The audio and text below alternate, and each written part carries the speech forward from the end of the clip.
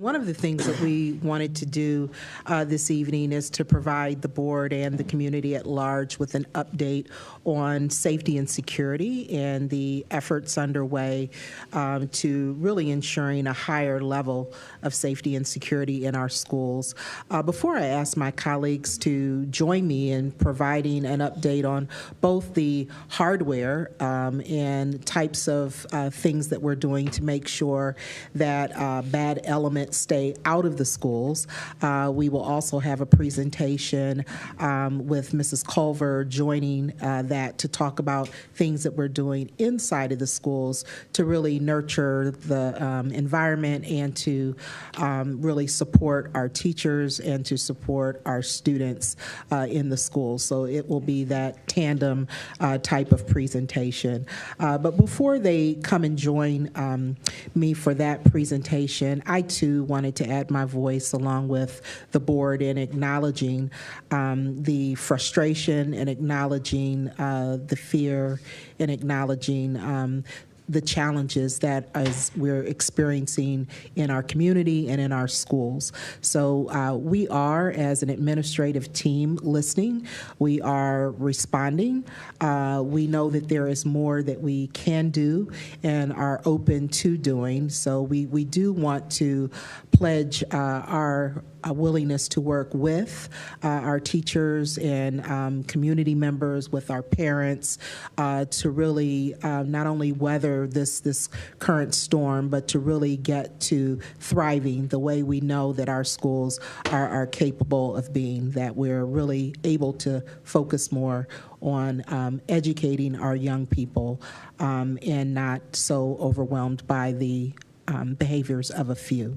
So we will continue beyond this day, beyond all that we will talk about here tonight that is being done. We are still listening and still willing to do more. So I'm going to ask to join me at the podium Mr. Stephen Thompson, who is our Chief Operating Officer.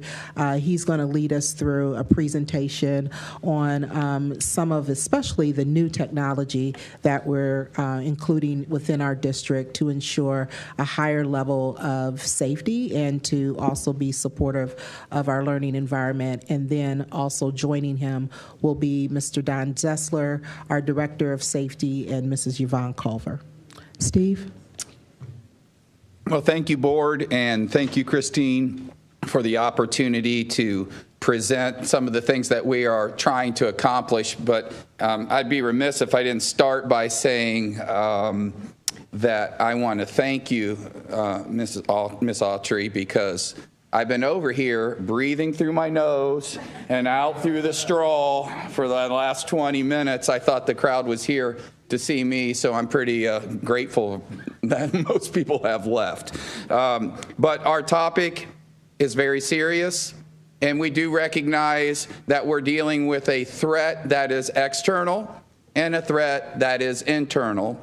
And we're beginning to take the steps and have been making steps to try and address both of those issues. So I want to walk you through tonight what we're asking you to fund.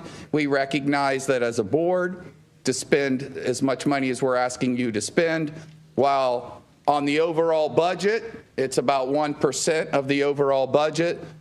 But nevertheless, it's a lot of money to invest in our schools. And so you want to make sure you're doing your due diligence and you're making your investments wisely. So we're going to talk today about camera upgrades and why we need them, metal and weapons detectors, bag X-ray machines, door alarms, training, and some other products that we're just beginning to investigate. So currently our camera systems are failing across the district. Some of them show pictures upside down. Some of them are grainy. We're operating on about 8 different camera systems and old software and old servers mixed in with new cameras and camera systems. So what we're asking for is to make replacements of cameras across the district. That will take about a year to make all those replacements. We're asking you to support the purchase of Milestone software system. That system is a 64-bit Microsoft Windows service and recording servers. Part of our problem is that we can't see things, we can't fast forward, we can't save. There are multiple problems with the cameras, and it really varies pretty dramatically from building to building to building. Again, we're having trouble controlling them. It will allow us flexible viewing to view from anywhere, so we can view those cameras at home. We can view those cameras on our cell phones. So it puts more power in the administration's hands. And we're also asking for, which I think is a pivotal part of this contract, is a 3-year contract service agreement with Southeast Security to maintain these cameras. And I think that's really an important consideration. They'll also manage the camera replacements and install and manage all the new software and servers. Some of the deployment schedule will begin as soon as the board, or provided the board does approve this contract, we'll begin those installations very promptly, and with a goal of being completely finished across the district by April 30th. None of these solutions happen overnight. All of them take some degree of time. Camera replacement will begin in the spring of 23. As I stated earlier, take approximately 1 year to make all the camera replacements across the district. Metal detection systems, there's a lot of talk about what they can do and what they can't do. And so we want to make sure you're very clear about what we're asking you to purchase. These are top-of-the-line metal detection systems. They have AI in them. There's a lot we can control, and you're going to get an opportunity to see how that works. We're asking for 61 of them. They'll go in 17 APS schools, to include our middle schools and high schools. I'll give you the entire deployment schedule in just a minute. It divests us of having to look through our book bags. So currently, the challenge is our current metal detectors detect exactly that, metal, anything metal, and not very sensitive for that. You can walk through with a knife in your pocket, for example, and it won't alert in a lot of instances. Then we have to wand, then we have to take the bag and search your bag. And the search is only as good, or the system is only as good as the person searching the bag. So imagine Firestone High School, for example. There are 1,100 students. To go through 1,100 book bags and scan 1,100 students can't be done quickly with our current technology. The new system will allow us to be significantly faster. We're going to demonstrate how that is so. Currently, book bags cannot go through a metal detector. They're easy to install. They set up very quickly. They're light. And again, we're going to show you how we would set them up. They can be used indoors and outdoors. It's very clear when they trigger, both sound and visual, lighting across the top. We can manage these remotely. Again, off a Chromebook, off a iPad, off a cell phone. And they screen for weapons and metals and knives. So this is our deployment schedule. There are 2 slides, so don't think if you don't see your school up here at first. Be patient, second slide. But AAA, it's a 9 through 12. We have 119 students. We're asking for 2 metal detectors. And I'm not going to go through all of this, but just to give you the schedule for what we're asking for and the logic behind it, it is based on number of students. They're equitably distributed across the district based on student population. And you can see that all of our middle schools and high schools are covered with at least 2 metal detectors.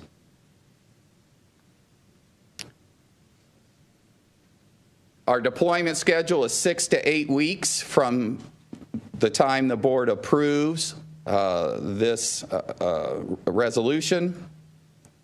We need about a 2-week deployment. That involves deploying the machines and training staff on how to use them. We're going to walk it in, but we estimate that will be completed in the February timeframe. There'll be some that'll come online sooner, but we expect to be completed by February. I just want to give you a quick demonstration. Don Zesiger is our Director of Safety and Security. And we have gentlemen from the company that produces these metal detectors to help give us some technical questions. But if you could do a quick demonstration, can I get a board member to volunteer? Yeah, come on. Go. Get two of you. I'll take 2 of you. It's not on yet. It's not on yet. It's not on? No, we left it off for all the comments. Can you turn it on? Yeah, of course. Okay. Okay. So what we're going to do, one thing is we're going to walk you with a book bag. I've got all your things on. Oh, no, we're going to give you a book bag because I doubt you have a weapon in there. Oh boy, that's going to really change this meeting. That book bag right there for now. We're going to walk through with just your book bag. Can you show us the contents of just a regular book bag?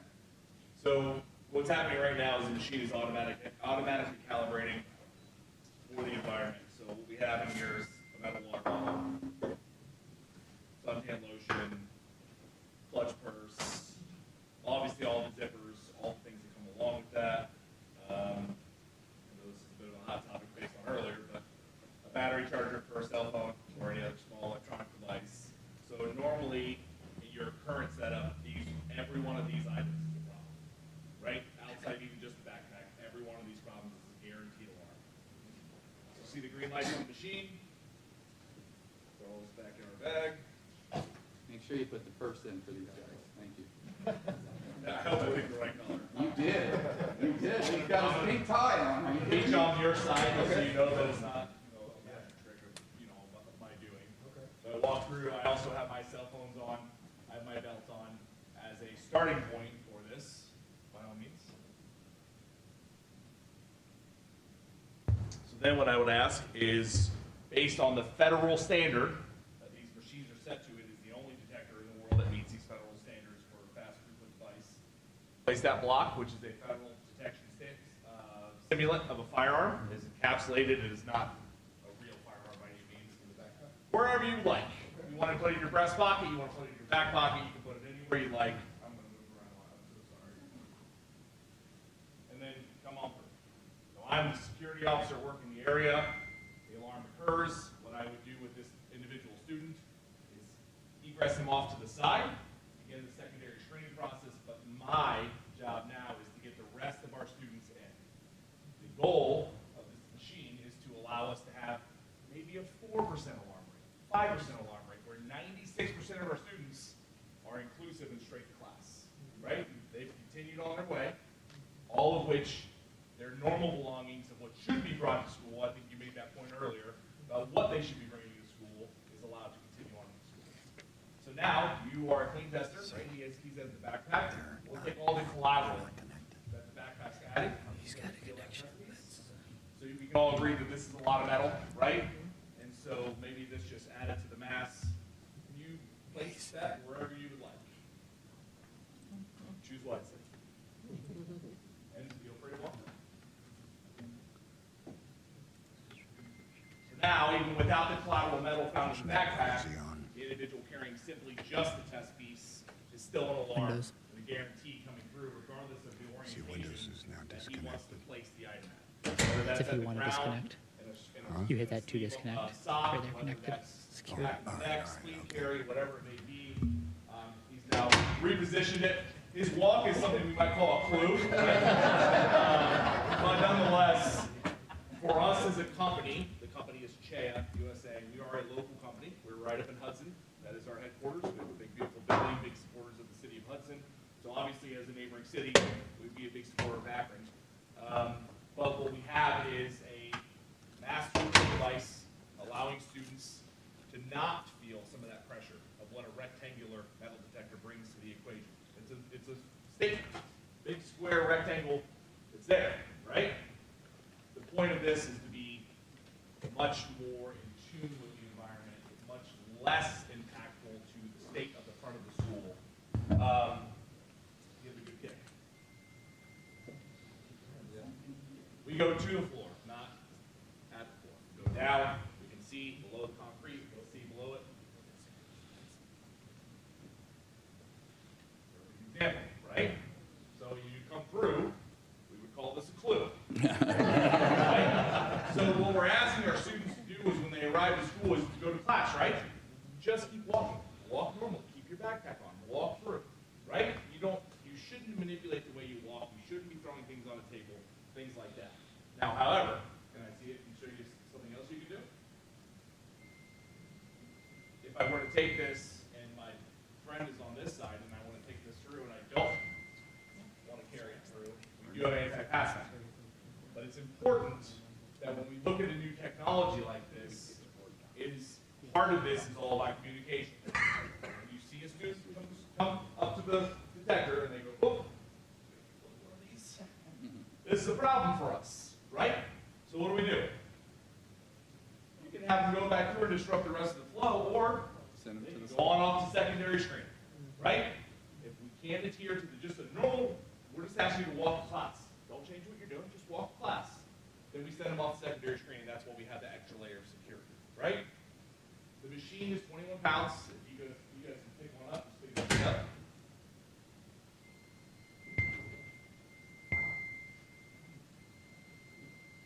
Who wheeled that one in? Don, you wheeled that one around? Yeah. That one 21 pounds? No. Okay.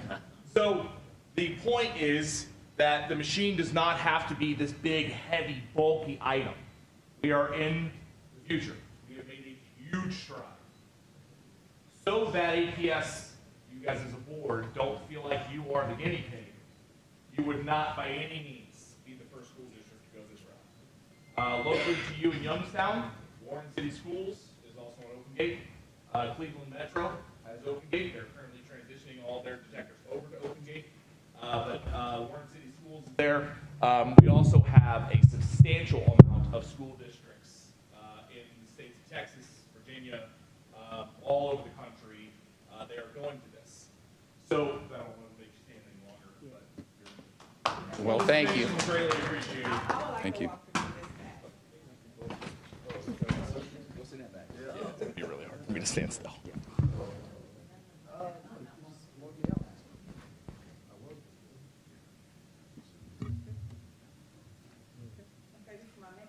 Okay. In this, I have eyebrow, archer, that's a razor on it. Okay. Just so you can know, got my match, you don't know where the match is. Just to be clear, she walked through with a razor blade and it did not go off. So that's what she's demonstrating right And now. I've had these options. I have this razor. Yep. Sharp. So what you're describing is a metal detector, a simple, basic metal detector. Yeah. I have everything from half cutter blade machine up to the open gate that is designed for fast throughput. The half cutter blade, or near prison levels, we do all day, every day. We have all federal prisons, is all CHEA. All TSA, all CHEA. So if you want to go that route, I have a machine for you. But your arrival pattern is not going to be inclusive of showing up 30 minutes before school and making it to class on time, right? So the point of this is that we have, Equipment that can. correct. Because I think my main thing is safety, because you're talking about the quickness to get in school.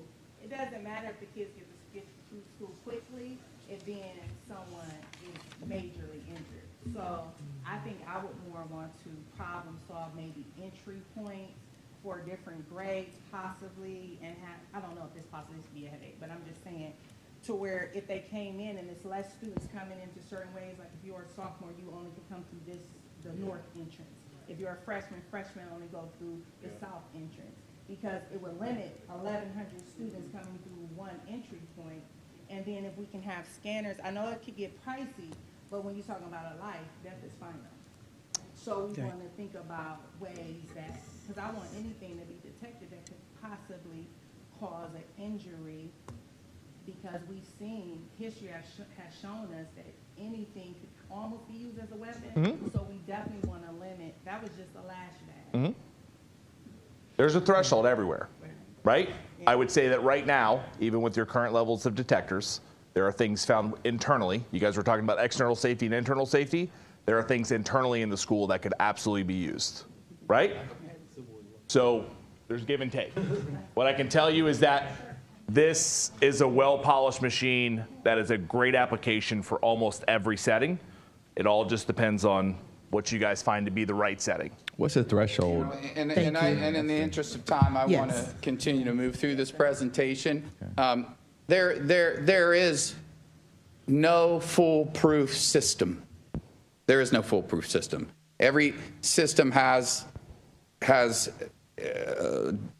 elements to it that impact safety. That's They have it, I'm not, so they Yeah. do have, this is not the example, so they can't meet the need of what I'm saying, is what I think I heard. Is that correct? Well, Right. the challenge, I think the challenge, and certainly Yeah. we can look into it if that's the will of the board. The challenge is, what we're trying to do is get our kids through with a high level of safety quickly, because the other piece we're trying to balance against, juxtapose against, is the fact that we're eating into first period every single day, and that's not sustainable either.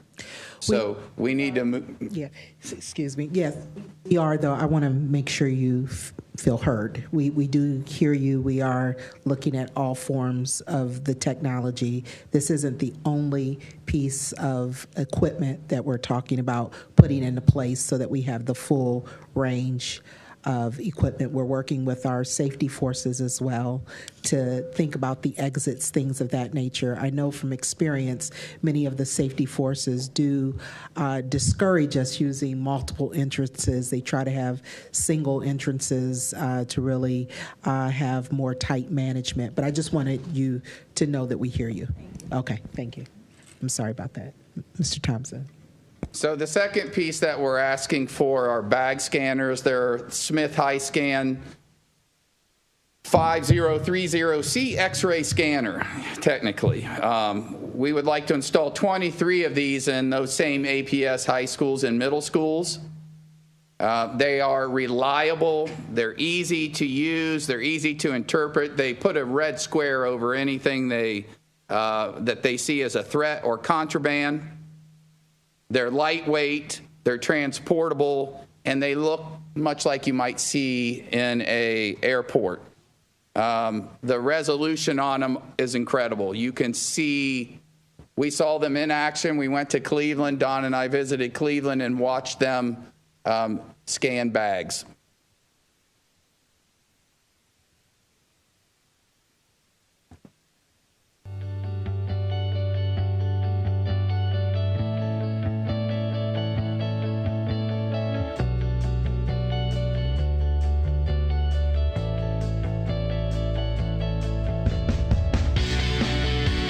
See the high resolution screens. This would be an area where we would need probably our most training for the people that operate these bag scanners, and I'll show you on a graphic how it would work from a setup perspective. But again, just goes right through, just like you would see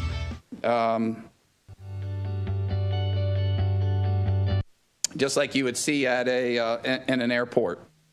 The delivery on these are 12 to 16 weeks delivery schedule, a 1-week deployment and training, and we anticipate use of these somewhere in mid-spring. Again, the deployment, you can see there's at least one bag scanner in every high school, some two, depending. It's driven by two reasons: total student population and entrances that they use. So everyone gets at least two or one. All of our traditional high schools are two. And then our middle schools are one. So this is what a typical high school setup would look like. So the arrows where the blue is Picture that as the entry doors that you are going through. The 3 scanners are set up. I walk right through the scanners just like we demonstrated, book bag on my shoulder. I cruise right through. As long as I don't alert, I go straight down the hallway and I'm off in school. The target is about 95 to 96% of the kids. That's what will happen. So we move through quickly. Those red boxes with the black square on represent our scanners. So I alert for some reason. They're going to direct me over to the left or to the right. I put my bag on the scanner. It goes through the scanner. I walk through the next set of metal detector. I clear myself, so there's nothing on my body. They come and they see, oh, there was something inside your bag that triggered it. Obviously, if it's a weapon, the SRO is there, and we would put that person into detention at that point.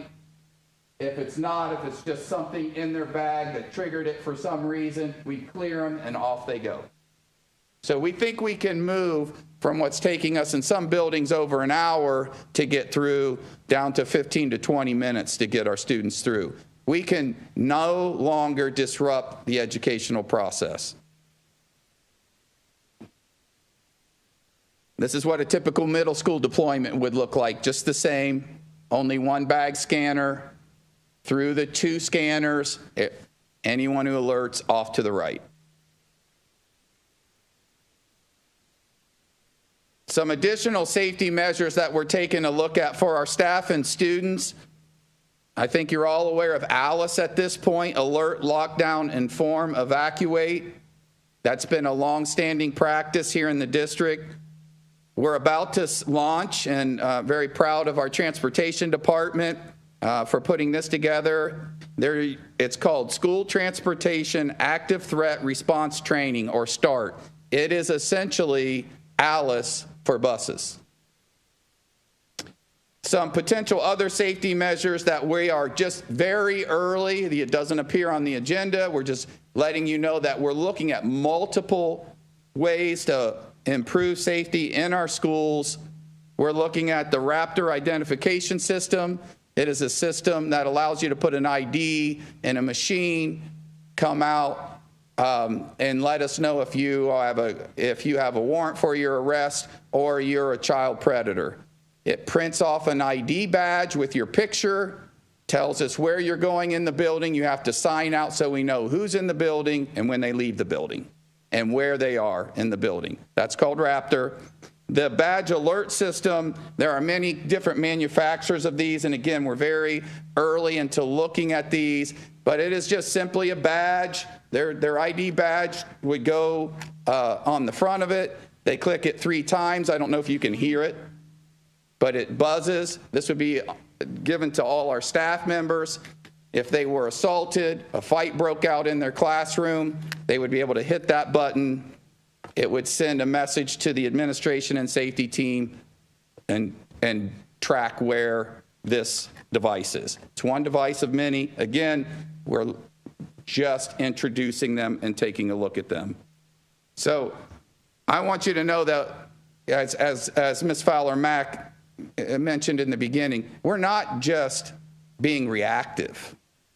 We're doing multiple things. So some of the preventative measures, SROs are both responsive and preventative. Weapons detection systems are preventative. Camera upgrades are preventative. Door alarms, which we didn't talk about. So for example, the student that got the gun into Firestone High School, how did that happen? We metal detected in the morning and we metal detected at the basketball game. So how did a weapon get in the school?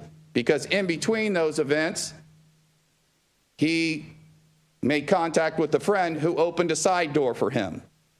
Once we're done just getting up all of our door alarms, every auxiliary door in the district will be alarmed. And it takes a key to turn it off. So you will no longer be able to pop a door open and let somebody bring contraband in or sneak into a basketball game and not pay, for that matter. Athletic department should like that. We have, which started previous to my coming to the district, we have 50 full-time security staff members, safety team members, and 13 part-time. Those are preventative and responsive measures. Security inspections we're conducting every Friday. Don and I are out in buildings looking for loopholes in our security systems. We're training our SROs and our safety team members. We have a safety advisory team, and you may not know this, but we did a dog sweep for weapons of Litchfield and Firestone on Sunday. Swept both of those buildings in a preventative manner. Responsive measures, as I mentioned, SROs, safety team members, Alice, and START are all ways to respond appropriately. And I'm going to turn it over now to Ms. Culver. There she is, and she's going to talk about some of the proactive measures that are taking place. Thank you. Mr. President, Madam Superintendent, members of the board, I want to share some of the things that we are doing and some of them that we are taking to a deeper level. A lot of these things are not new, but we also believe in restorative practices, and we know that hurt people hurt people. So part of our job is to help those that are hurting so they no longer have that desire to hurt people anymore. So one of the things that you're probably already aware of is we have community health supports in our building. So Minority Behavioral Health is one of our partners, Minority Behavioral Health Group. Red Oak is one of our partners, as well as what you may not be aware is if families have a different mental health support that they are using, with parental permission, that person could come in our buildings as well and meet with that student. A lot of times for privacy, they do not want that to occur within the building, but if it is convenient for that family, we do have mental health providers outside of those two groups that come in and meet with our students with permission.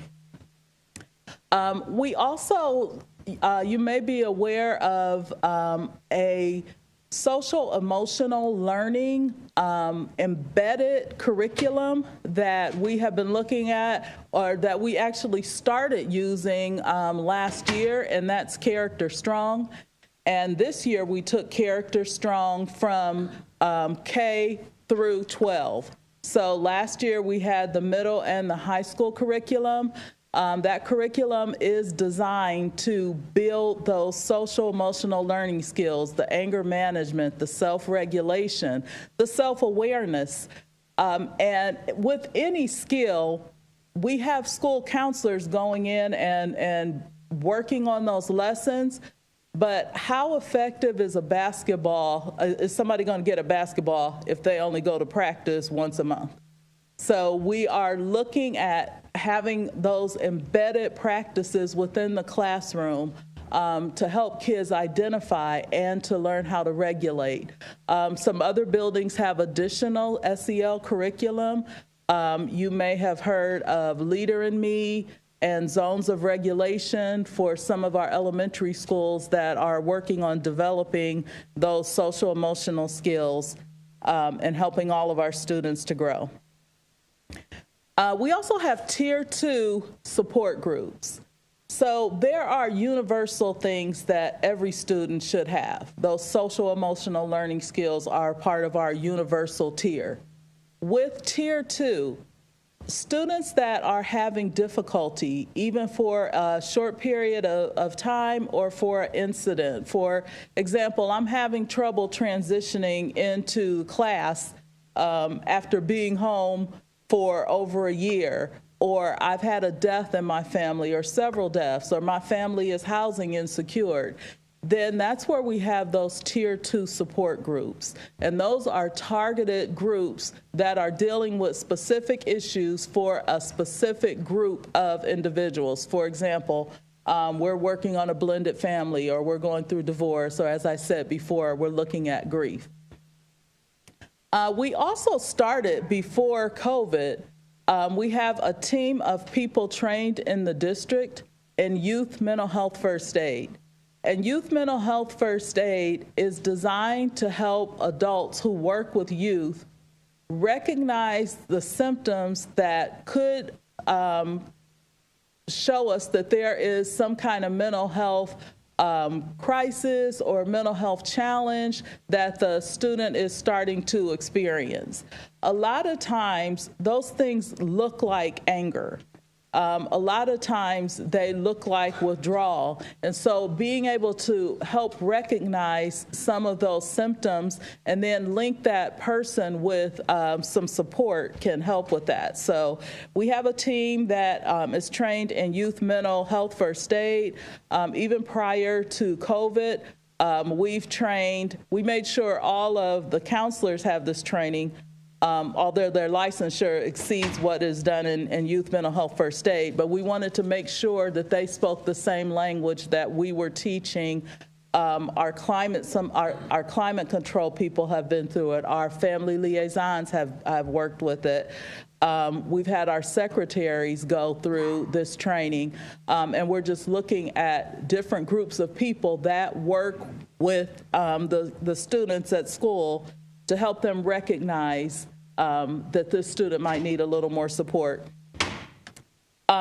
Two things that you will find on the agenda for your approval tonight are expansions.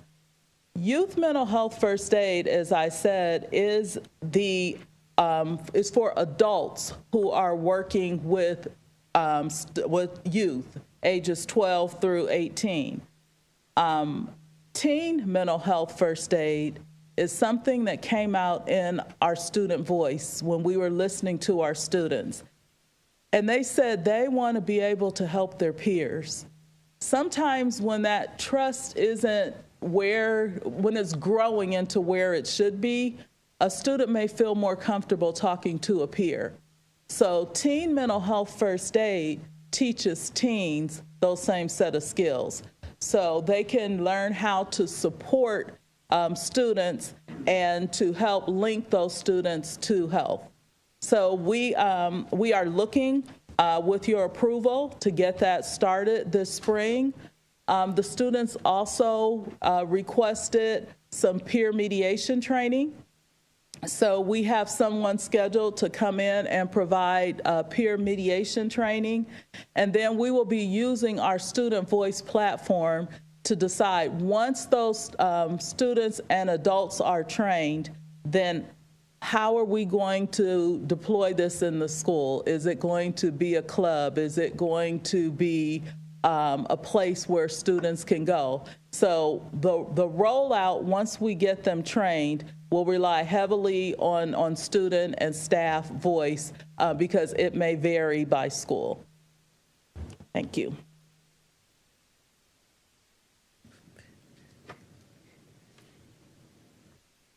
So clearly, we don't have every answer, but we are aggressively trying to respond to what we see from both a responsive, a preventative, and a proactive stance. Are there any questions that we could address? Yes, sir. Yes, thank you, Mr. Alexander. And you were first.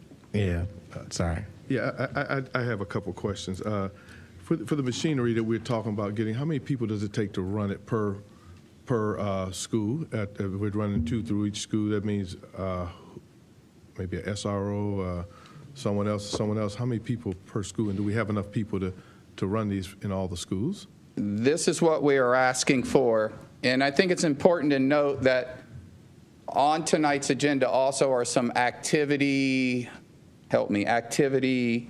supervisor positions where we can pay our teachers to man these, because what we don't want to do is, for example, there would be likely 5 safety team members at this school. To put all of our safety team members up front, they go through the metal detectors, and all our kids are all over the building, and there's no safety team members. So what you see is the number that we're looking for a high school. And I would say, just to add to that, that yes, we are looking at the number of staff members that it takes to run said equipment. Right now, as we're running the equipment, even with the level of metal detectors that we have presently, we do have, all safety team members deployed in that way, and along with the principals and things of that nature are running it. We will need to look in the future at our staffing levels and to see if we have to increase any staffing levels. So we're still in the process of auditing that. But for right now, we do have everyone deployed, all hands on deck, and we're having central office people who have been deployed out to buildings. So we have central office people assisting with morning arrival. Okay. But we will continue to look at the staffing levels. Okay. Yeah, because I was thinking of these machines, you have to have the manpower to man them. And so I know that we have our SROs and so forth, and you made a good point. If something's happening on the side of the building, who's going to be over there to handle it if there's a fight or something going on? So I wanted to make sure if we needed to hire the staff, that we would be able to hire the staff to make sure that things would be appropriate so that we can cover all areas. Correct. Okay. And then the other question, Ms. Jackson really alerted me on it. It was something in my mind, but really alerted. I am concerned about the razor. The razor like she had in her pocket, because that's a weapon, a major weapon. And so I would hope that we would be able to find some way that we can prevent it. And we talked about the other machine there too, but again, it's scanners, but that still also requires other people to be in here to help man it as well. But that kind of makes me a little nervous. And I'm in criminal justice, so I think of all these different things going through my head all the time. And so that's why I did it, and I know cameras are expensive, all this stuff, and it is expensive, but it's better to have the equipment and save a life than it is to not have it and have something happen. So, okay. We hear you, and we're taking that comprehensive approach with looking at all the different forms. Right. Yeah, because that's right. More serious than a knife, right. Actually. All right. Thank you. So, if I could just jump in, since Bruce mentioned this, about the manpower, I kind of had that same question and concern, but I also just want to put up what I think I've been hearing consistently in the last, at least 3 years, is that our teachers are overwhelmed. And so I would suggest we look at other alternative than to do site supervisors for teachers. We have tons of organizations in our community that want to partner with our schools, who would probably do that type of support at the beginning of the day and at the beginning of sporting events to help our community. So I would seek to partner with neighborhood dads and other organizations like that are seeking to work with our schools, because we can't continue to stretch our teachers thin. So that was one of the things I wanted to mention. All right, Dr. Hall? Yeah, I had several questions. For some odd reason, I'm just not talking loud enough tonight. Okay, let's see here. All right. So yeah, I had a question about the threshold, right? So with the razor, like how big, so yours was fairly small, right? But still a razor blade, right? So like how big? I want to be clear. So her item is federal prison level. In order to detect that, we are the only company that supplies federal detectors. But what you're talking about at that level of metal has a consequence. Yeah. Nothing goes through. Now we're talking about belts. Now we're talking about rivets on jeans. We're talking about. What's the airport? Yeah, well, it's actually, for that razor blade, it's actually even tighter. Yeah. So like that razor blade would be able to go through that, right? So. Well, at the airport? It would. Discernible. Gotcha. Technically possible, right? Okay. Just in all fairness to the balance, a ceramic sink, broken ceramic sink, larger weapon than an eyebrow razor. Not saying that one is not a risk and the other is, right? Right. In the grand scheme of things, her razor blade is federal prison level of IMAX federal prison. Yeah. So I think. I'm sorry. So I think. So I appreciate that. I think what I want to understand better, and is the cost differential, right? So, as I was going through the documents, you saw me probably going back and forth. It was like $3.5 million in one part. Then there's I think another $700,000. So it's and there were more there. So we're probably looking at like $5 million if my ballpark. And so my question was, and I'm not asking for dollars and cents, but approximately, to go from what we had here to federal prison level, to use your vernacular, what's the excess cost involved in that? Are we talking about, a machine that's $300,000 here and one that's $700,000, or one that's, just ballpark, like 20% more, 30% more in cost, what is it? Yeah. And so I don't want to ballpark No. I'm just saying. No. So, I'm not. Again, we're not in court, folks. I'm just asking a question. I'm an engineer. I'm not a salesperson. exactly. Okay, yeah. So just ballpark. So we would have to provide you. Do you have between one item and another? I didn't even ask for pricing on a prison grade one, and the main reason is, I wouldn't recommend that, only because we're back to a worse problem than we're in currently in terms of time getting kids through the machines. Well, yeah, I think that. So I hear you. I just think that the time argument is a difficult argument for a parent of a child to hear. And so it's. And again, it's part of why I'm asking the question, right? If it takes more time to ensure that a kid doesn't something adverse does not happen to a kid, I think we have to.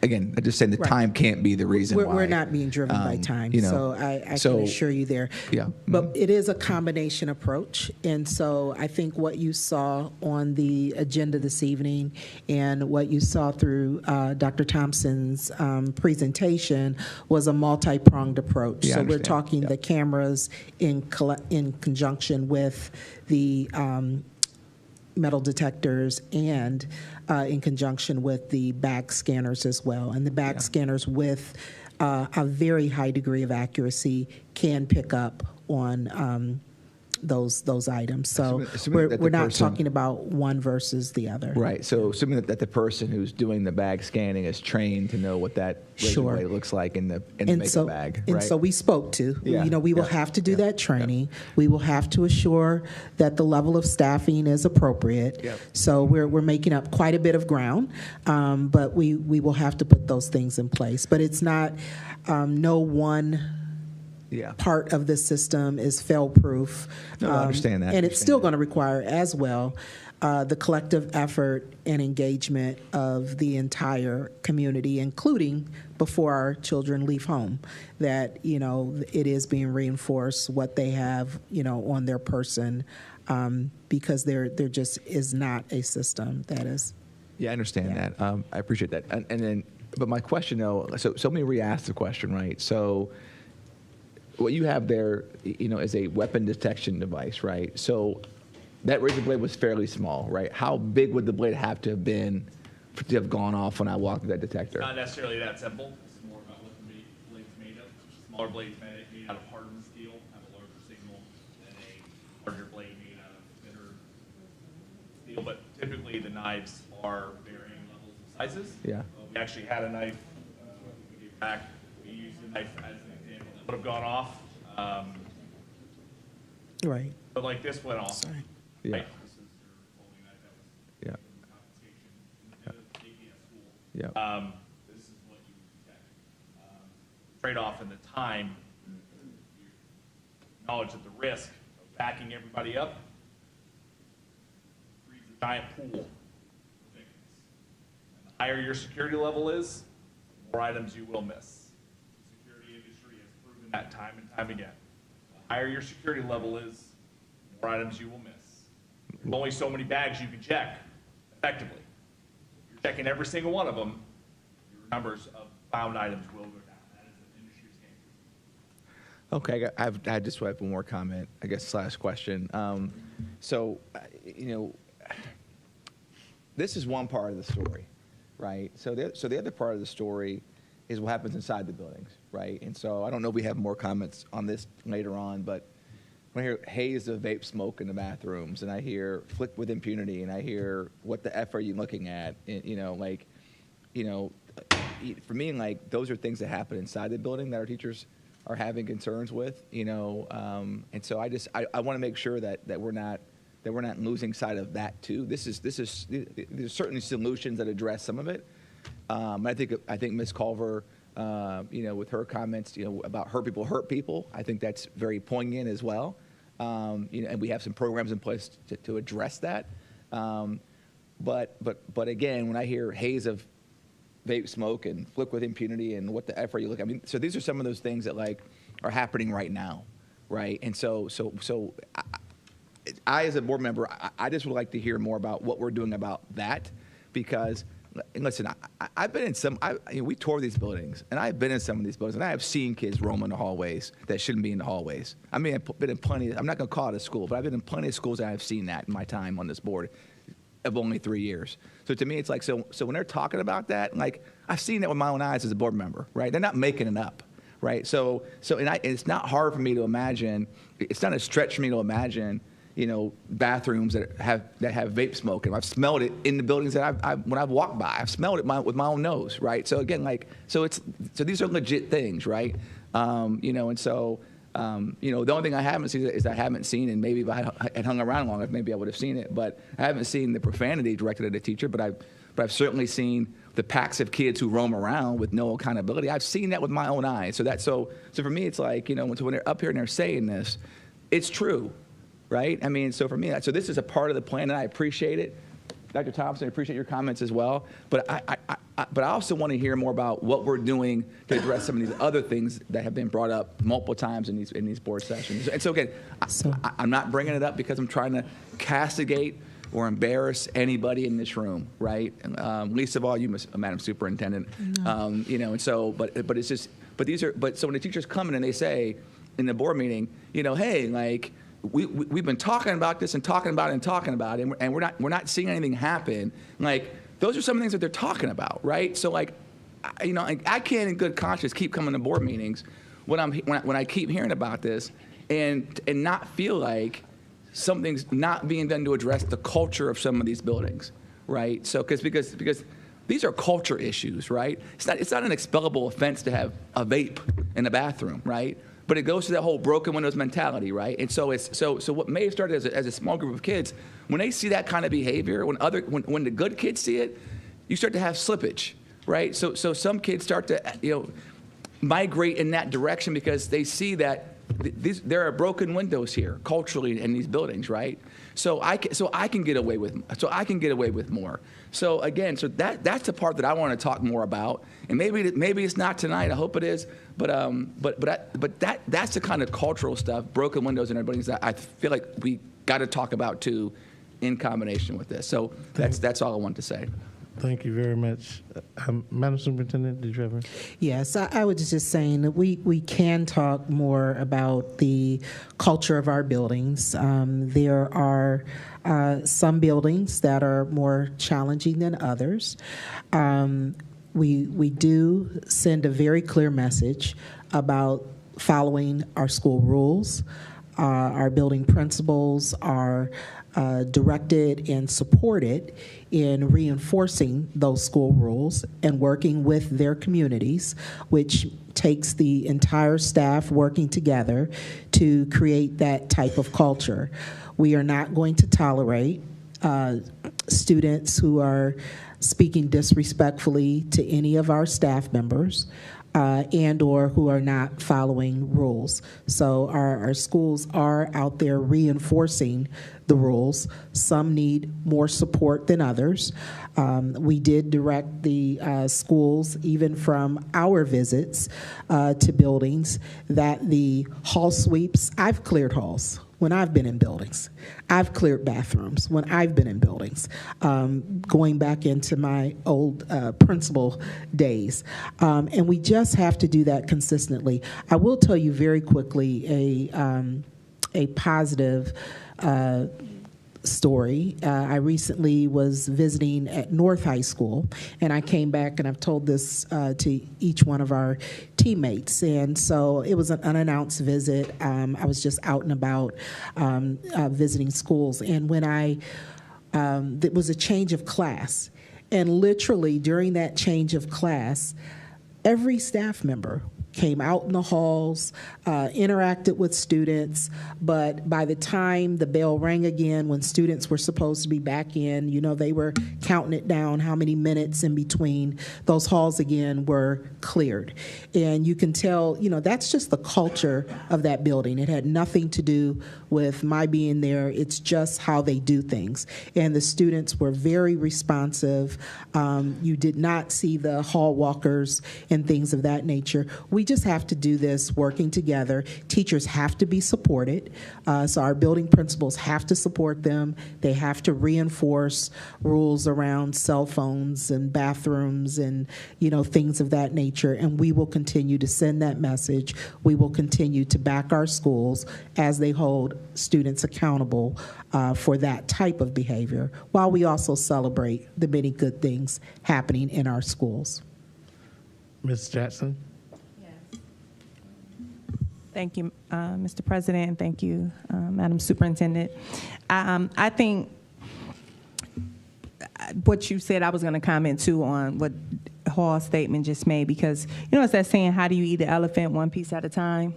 And so because this is so multi-layered and multifaceted, the safety and protection, when we talk about life-threatening things getting in the building, is like a phase. And then definitely we want to deal with eternal things. And, very in unison, but I think the approach we're taking, these are some good discussions being had. So I did want to highlight that. But my original question was for Ms. Culver about the peer mediation training and the mental health first aid for adults. Okay, so my question is, I remember last year the board was addressed by some school counselors dealing with, and the concern was their designation, like how they're determined. And I think, Ms. Shipe, you can help me. They were saying they were part of the teachers union, but they're not really identified like as teacher as far as how their job description is described. But another point that was made was the training and the different things that they're dealing with that comes into their office, where some counselors, I believe, were saying some maybe had additional trainings, but others did not, and they were interested in receiving that. So could something like this be looked at in collaboration with current school counselors to see what type of program would better fit for the people we already have in place working with students? Or is that, because it seemed like this is along the lines of what they were discussing somewhat last year? So the teen mental health first aid training and the youth mental health first aid training is not at the level of the licensure that the counselors have. So what we are looking at and working with counselors is even more substantial training to deal with some of the issues that they are seeing in their office. We are seeing some signs of that could be an indication of mental illness earlier. So how do you work with students and help keep them in school so that they can continue to achieve their education? We are working with, 10 years ago, we wouldn't have had a student in our office that was a victim of sex trafficking. Now we do. So how do you deal with those kind of issues? So a lot of the things that the counselors are working on is being able to address some of those more severe issues, and then work with our community partners to pass them on for more extended and just work on that continuity of care. So you are exactly right in saying the teen mental health and first aid is not necessarily for the counselors. The only reason we included the counselors is so when people who have been trained. If the secretary uses that terminology, then we would speak the same language. If the kids are using that terminology, then they would use the same language and not necessarily the technical language that's in the DSM. Okay, thank you. Additionally, you made reference about additional resources because you talked about the timing, like, because I was going to ask about the outcomes of these programs. You talk about social emotional learning, and we want to spend more time on that and all this stuff. And I'm just wondering what have been the outcomes, but you addressed it because you alluded to time. Mm-hmm. So, and that since you don't have enough time, maybe the impact that you foresee could be you're not seeing. Is that what I'm going to take from that statement? Okay, I'm not sure what you're referring to. Are you talking about in a counselor's office? Where are you talking? No, you talked about social emotional learning. You talked about the curriculum of the social emotional learning and you additional resources I feel like you alluded to. But then you said something about, kind of since it's limited time, kind of what. Right. So school counselors do classroom guidance, or they do, if I'm doing classroom guidance and I'm responsible for seeing every student in that grade. If I'm elementary, I'm responsible for every student in that school. If I am in high school, every student in my academy. And so I am not going to get in there with the frequency of social emotional learning that would keep it ongoing. That, like I said, you can't practice basketball once a month and get good at it. So what the Character Strong is available to all staff. We've even, I was working with a parapro who talked to me today about making sure she had access to Character Strong, because there are so many activities, and we're asking even principals and everybody to model it. So it just becomes part of that culture, and we practice social emotional learning all the time.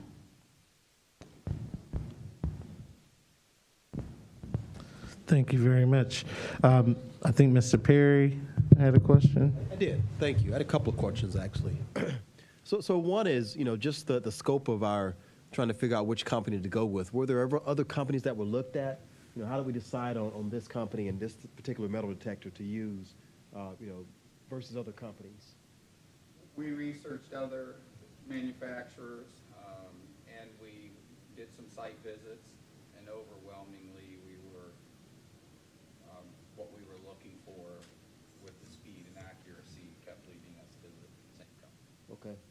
And the second question is, when Hall and I were demonstrating the metal detectors especially, it seemed to me that obviously holding the item over our head was going to make it go, we could see that's not, something that's going to happen. But someone who's 7 feet tall, kids are tall these days, if they come in with something on their shoulder, let's say, and it's above the range of those detectors, it can get past it, right? They can get past it with no problem. Sure. Send them to secondary screening. I'm sorry? Send them to secondary screening. So typically about 6'8", 6'9", you are still screening the entire person. Okay. Can you agree that 6'9", 6'10" would be the oddity? Well, yeah. In height? But it happens, though. I mean, Agreed. Kids are tall these days. Yeah. Completely agree. So what you would do with those few small groups of people is send them off to secondary screening, right? Or if it's a warmer month and they're wearing a t-shirt, you can see their neck, right? You can actually see their neck, right? You can still make a discernible call on the individual as they're coming through. The majority of items carried from, let's say, mid-chest and up is small to zero. That's just from security industry factual. So when we're talking about screening an individual, we really are focused on mid-chest down. Now, our detector goes from the top to the floor. But at the top, it stops. So if you were to carry through something, or somebody were to wear a sombrero, that's fine. Just take it off and walk through it, right? And it's the same practice at theme parks around the world, Division I schools across the country. If Shaquille O'Neal comes in wearing a sombrero, hey, Shaq, got to have you take that off and carry it through with you, right? So the device in itself is part of the plan that the doctors come up with is not a replacement of security. It's a tool for security, right? It's a layer of security. It doesn't replace the individual paying attention to the person, right? We talked about metal detection. If a child were to walk up and you were working that metal detector, and they turned around, stuffed a bunch of stuff in their pants, they walked through and they didn't go off, what would you do? If they stuff a bunch of stuff in their pants? It looks like they stuffed a bunch of stuff in their pants and then they walked. I can't certainly go into their pants and look for But it. what would you have a secondary screening process, right? Yeah, sure. The metal detector doesn't discover a bag of weed, but if you're seeing the behavior, you treat them accordingly based on the layers of security. So everything is a layer of security. Sure. I guess I would just be worried. I mean, Carla brought through a razor blade of some sort. I mean, kids will learn what they can and cannot bring through these things. Absolutely. So if they figure out I can bring multiple of these little razor blades without going off, you know, how do we protect against that? We can't. They can. You have a randomized process. Every month, it changes, the security level changes, the sensitivity changes. You have a bottom threshold that you're never willing to go below, but randomly on Monday of week 3, it's now a little higher. So there is a whole plan that you could enact to allow yourself to still randomize, still keep the kids accountable, but still not allow them to pick up on the pattern of what the metal detector can do. Does that make sense? Yeah. So there's definitely things that we could do to help provide from a company standpoint to help you be successful in this journey, because it's not going to be an easy journey, but it's a journey that's easily accomplished through multiple partners working together. So we can build all kinds of different things for you to help plan for that randomness. Okay, thank you. So Ms. Autry, I think you had. Thank you, Mr. President. And so first of all, I just want to thank the team for bringing these measures to us for consideration and all the work and research that was put into this. And also just wanted to remind anyone listening that there's no quick magic cures for any of this stuff. I know we're looking for a magic pill. It just does not exist. And unfortunately, long before I sat on this board, I faced similar situations, you know, during my volunteer service. And so it's sad, but I'm still happy that we're finally at a point where we can address some of these things, because unfortunately they are not brand new to this district. That being said, my question, Mr. Thompson, about I know we're getting cameras or alarms on all the doors. Are we also going to be able to have cameras? Because the alarms can go off, but if we're not seeing what's happening at that particular door, you know, how are we addressing that? Can I take a stab? Yes. And then you can correct me if we need support, because we do have cameras now that are pointed towards our doors, and depending on what type of school, we have a higher grade of cameras at probably our most recent schools. So I think our best cameras yet are at Garfield because it's the highest level of technology. So we are mixing the door alarms with cameras, but we're upgrading the quality of the camera so we can have it be very consistent throughout the buildings. The alarms themselves are just that, you know, kind of to doubly make us aware, you know, that someone has touched it, because we do have persons who, you know, watch all of the cameras, but right now I believe they rotate. And so who's ever watching the cameras, it's scanning and rotating the multiple places where they are. But with the audio alarm as well, that would be a trigger to go there right away. And we can use both in tandem. So we'll eventually have cameras at all of our auxiliary doors? Is that eventually? Currently, most of the high schools, I want to make sure I'm not speaking out of turn. We'll double check. But our high schools are well camered. There's cameras everywhere. The problem isn't that we don't see somebody go out a door, but if someone's not visually watching that particular screen in a room, then just because they went out the door doesn't mean anything. But when the alarm, let's say someone does go out a door, the alarm triggers, we know the alarm triggered at 9:59. Now we go look at that camera, okay, that was Johnny Smith, walked out at 9:59. We can watch him right on the camera, walk out. So where we have less camera coverage is our elementary schools, for sure. But at least putting those buzzers on will alert a teacher that's right next to the door to hopefully stick his or her head out of the door and find out Again, it's not 100% foolproof. Better at our high schools for sure. Much better coverage. Decent coverage at middle schools, but not as good as high schools. And there's only coverage, correct, cameras on front doors in elementaries. That's the only place there's a camera. Which is where the traffic should be entering. But we say that and say that we're also continuing to evaluate that. So we're continuing to evaluate what should be the right protocols at our elementary schools, what other supports are needed at our middle and high schools. So we're upgrading now. We will continue to evaluate and upgrade further. Thank you. I have a couple more comments. I'm usually the quiet one.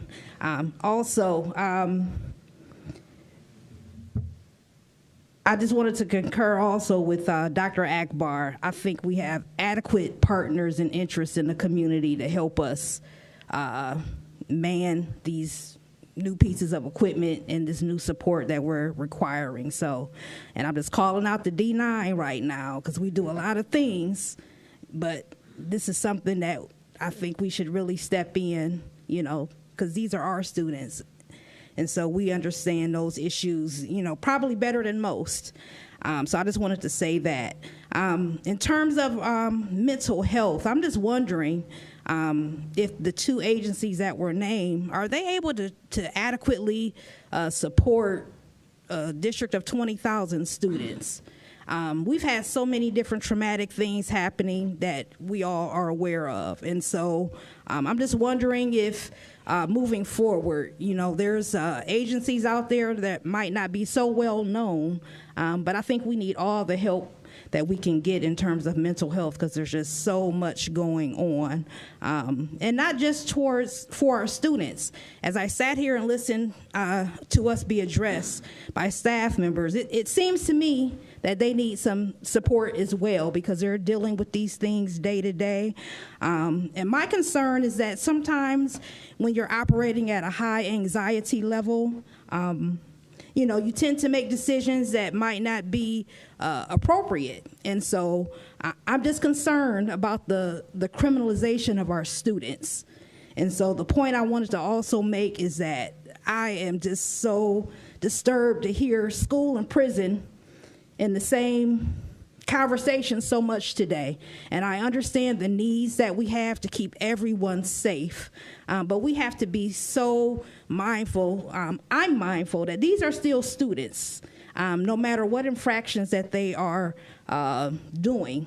You know, I'm concerned about when they come back from these instances, how they are being treated, how they are being received.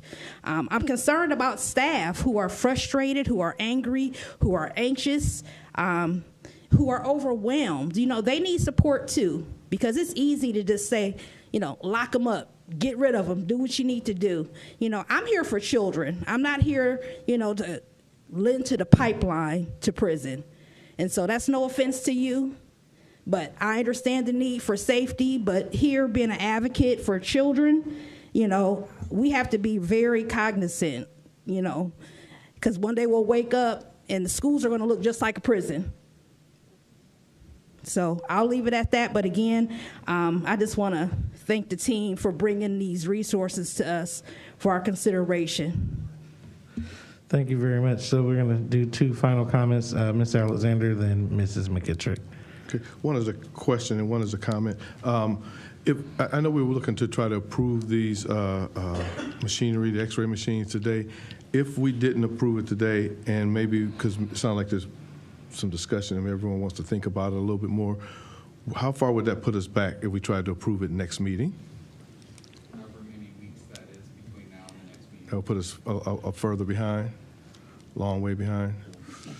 Okay, all right.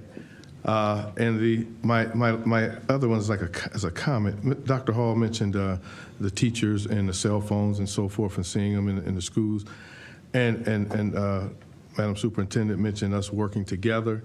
Yeah, we got to work together. I'm gonna be honest. I try not to say a whole lot, but sometimes I have to be blatantly honest. I've been in schools for multiple years now, and I know the policy we have for cell phones, and I have walked in those schools. I have been the one to have to say something, put your cell phone down. What are you doing with the cell phone? And I've had teachers tell me, oh, I've told them that. Yeah, but you got to, if you tell them that they don't do it, then get their name and take it to the principal or someone so someone else can do it, because I know that's not what they really want to do, but that is part of what we have to do, because there's no cell phones, they shouldn't have the cell phones really, and they shouldn't have them out. And I know there were some parents who might not like it because you're going to have, say there's no cell phone, they want the kid to have a cell phone. So it's almost like you're damned if you do, damned if you don't. But we got to think of what's best for the kids and what's safety. And the big kids, the adults, we got to wake up and smell the coffee a little bit because it's going to start burning on us in a minute. So it takes a team effort. Everybody's got to work as a team. Those principals, the teachers, administration, everybody has to work as a team. If we don't, we're not going to get through this here. We're not going to get through it. We have to be honest and blatantly honest. We got to work as a team. And that's something that has to be, again, I've been in these schools all these years, and I've said probably more than I think I've seen some staff say something to a kid about a cell phone, and they're in those schools each and every day. So we got to work together. Okay, it's not a point of finger at you, not a point of finger over here. Let's do this together so we can make it happen, because if we don't, we're failing our kids. I'm telling you, we are failing our kids if we don't. Thank you, Dr. Akbar. Thank you very much, Ms. Alexander. And Mrs. McKittrick. So much to say, but I will limit my comment to something Ms. Autry said, and that is, and I know it's not going to be a popular comment to make, this is a complex problem, right? There's no simple solution. But I wonder, when we talk about maximum security measures and we talk about federal prisons and what are we turning our schools into? And I'm not saying we don't need these safety measures. That's not my point. My point is, I don't know what my point is. I'm just really, it's bothersome, and that's not a strong enough word, but it's troubling to think that we're talking about school safety, but we're talking about things that are in maximum security prisons. That's all. Thank you. Thank you very much, Mrs. McKittrick. So to round us out, I just have a few comments and questions. I guess since everyone mentioned that I'm not sure that I'm necessarily like there as far as having all of the metal detectors or the screeners, even though it was an oppressive presentation. I'm more so concerned with the large ticket dollar amount and us not having enough information to go with that dollar amount. So what do I mean? So I think Dr. Thompson mentioned what they did off the cuff, but I think I would rather see like exactly in more detail. If you did RFP, who are responded. What was the pros and cons of the other systems considered, and what made this the best, superior system?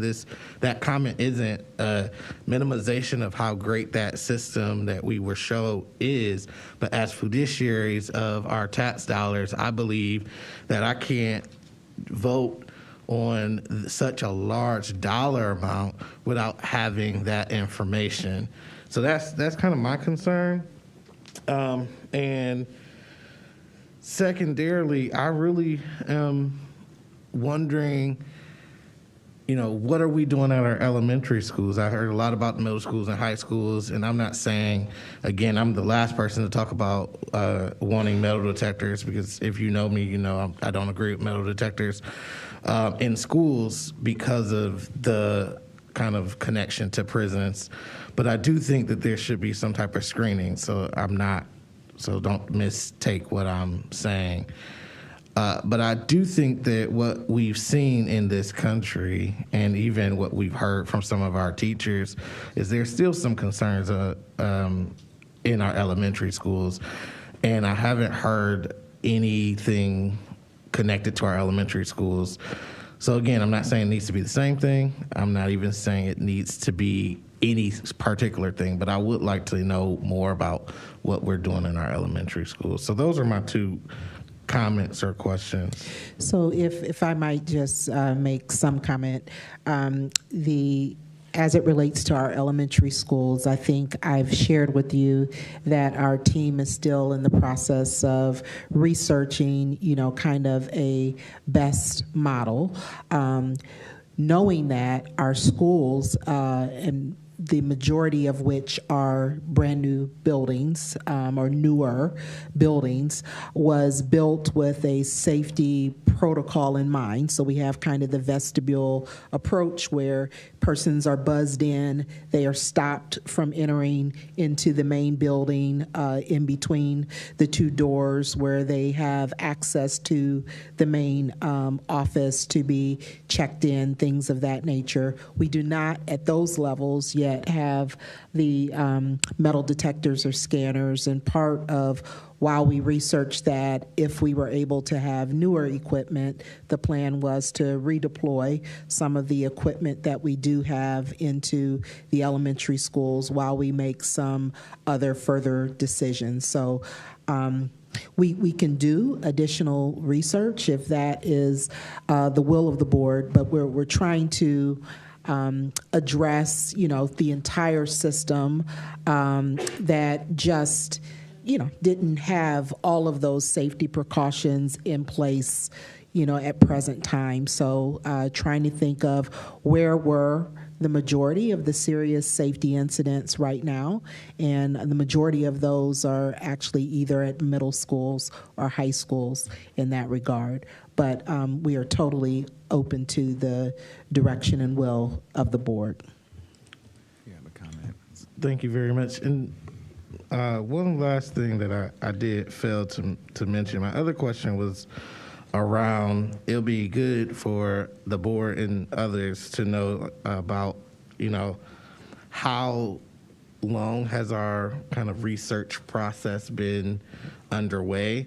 Because I know Dr. Thompson mentioned going to some visits. So it'll be good to know which districts you visited and, how, what's that time period. It will just give us the nuanced kind of understanding. Because the last thing we want to portray is that we're making, a rash decision just to cool off some people and their concerns.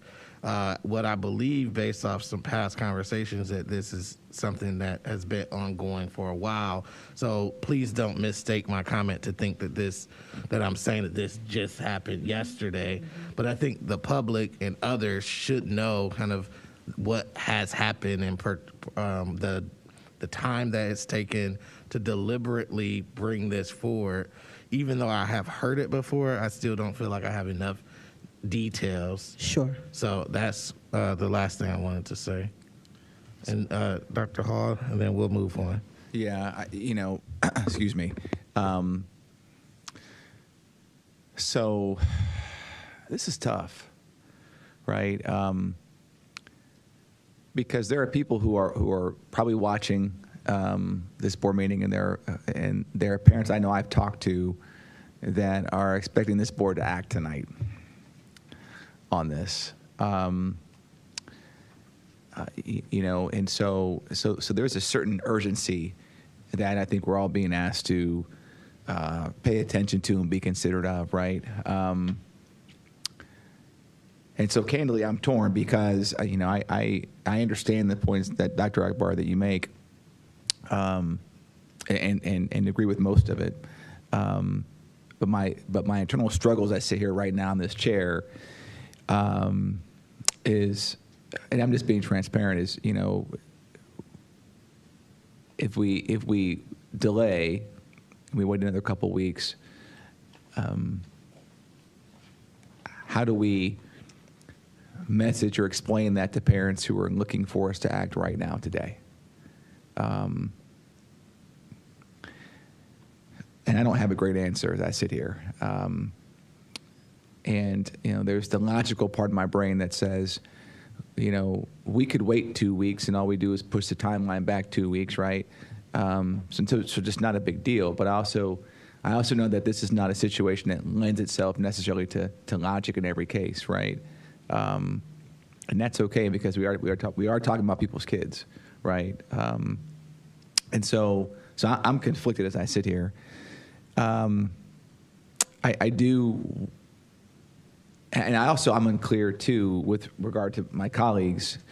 I know we talked about the razor blade in the bag, and so I guess there are, and I guess we're going to get to this later in the board meeting, because I think this is a resolution, right, that we're going to have to, make a decision on tonight. But I don't know if I've heard enough from my colleagues, and I know that it's 8:45 at night, and I know that a lot of us have had long days. But before we get to the resolution, and procedurally, maybe we need to get there and maybe reopen it for some conversation. But I just want to better understand, because we all have folks that we're connected to in this community that have, I'm sure, voiced their opinions to each of you. And it would be helpful for me to hear a bit more from my colleagues on this topic too. And so yeah, I'm torn, and because this is a situation I think this is a situation that requires urgency. I'm reticent to delay it. I understand the very good arguments you make to delay it a few more weeks. I'm torn right now in this moment. I just wanted to say that, because if you ask me right now, this moment, which way I'm leaning, I don't have a good answer for you. I think I need to hear more. And so, there's a saying that if something's not a clear yes, it's a clear no. And so, but I just need to hear more from my colleagues here at this table about what your thoughts are moving forward with approving something like this, or because I think this is something that the board needs to be unified in. Like, this is not to me, this isn't the topic of a split vote. I think that I think the community is counting on us to be unified in what we're supporting or not supporting. And so now, granted, I can't control how people vote on these resolutions, but again, I just would kind of like to hear more from those of you at the table, and I'll be quiet, so that way, if you want to weigh in with additional commentary on how you feel about moving forward with this. Yeah, so anyway, thank you. Thank you very much, Dr. Hall. And to respond briefly, acting tonight doesn't mean we have to approve every measure that comes before us. That's not acting. Acting is also setting a path forward and expectations for how we engage moving forward. So there's multiple different ways to act. There's not just one way to act. So I just wanted to say that, and I think that the community is looking at us to act, but also not to act rashly, right? And so, my concerns are more so just, gaining more information. Now, we do have a special board meeting where if we receive that additional information, I would be comfortable voting on the device personally. That's me. So I think that's something. We also have the ability that we could schedule another special meeting just to finalize that if we needed to. So I'm not saying that we want to do that, but we have several options at our disposal.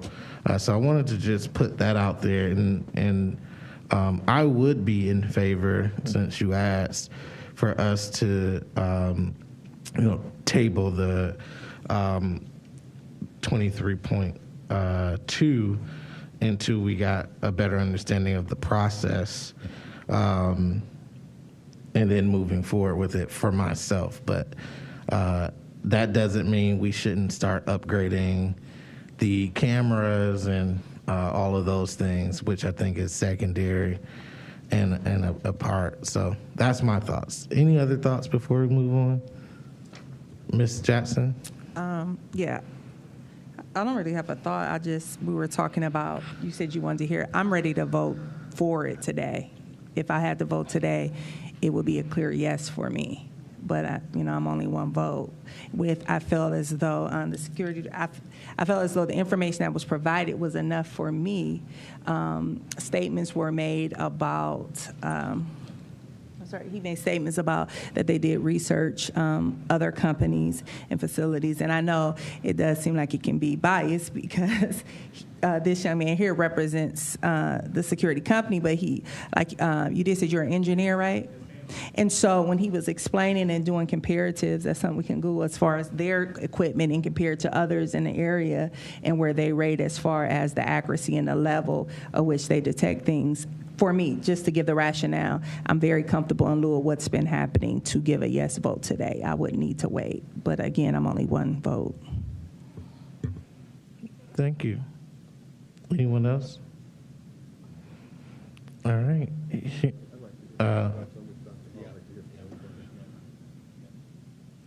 All right, anyone? Ms. Autry, sorry. Thank you, Mr. President. So, Dr. Hall, in response to your question, as I'm looking, we have a lot of proactive and responsive measures that are already in place that we probably need to amplify. In terms of just the equipment alone, that's not going to be available to us until spring anyway. And so I am open to the will of the board, but in terms of the equipment, I think a week or two is not going to make a significant difference because that equipment is not expected, to be fully implemented until April anyway. And, as a person who's unfortunately been in a position as a parent and a volunteer who's waited for many years, I can personally say that, I don't want people to be at risk or in danger. But we do have to be, fiduciaries, as you explained, Dr. Akbar. So I want everybody to be safe, but I will, go with the will of the board. Thank you. Ms. Alexander? Yes, this was Dr. Thompson, too. Ms. Autry mentioned April. April is when we're saying the process will be completed, or you're saying that the cameras won't get here and all that stuff won't be here until April? I want to make sure that's clear, because I thought it said the timeline we would have it in. And 6 to 8 weeks is the timeline. So there's different timelines depending on what product. Right. When we talk about the metal detectors, we're talking mid-February to be fully implemented. The camera system's about 3 months to get, schools will come online like a domino effect. So you'll start to see camera systems come online, some faster than others, but completed in totality in a 3-month installation. That's the software and servers. The new cameras themselves are going to we're just going to be picking them off, the ones that start with the most dysfunctional and oldest ones, and just work our way through. That'll take us, that's less of a pressing issue, as the software and servers will at least make them function appropriately. And then the bag scanner is 12 to 16 weeks lead time on the bag scanner. So we're going to have we would have the metal detectors up approximately 2 months, a month and a half to 2 months before the bag scanners would come in.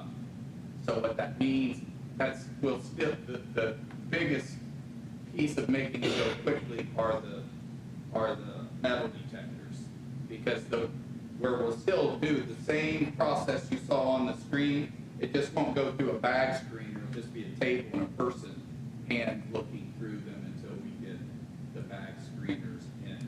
But I can tell you that Don and I did our homework on this. We feel like we did due diligence. This wasn't overnight.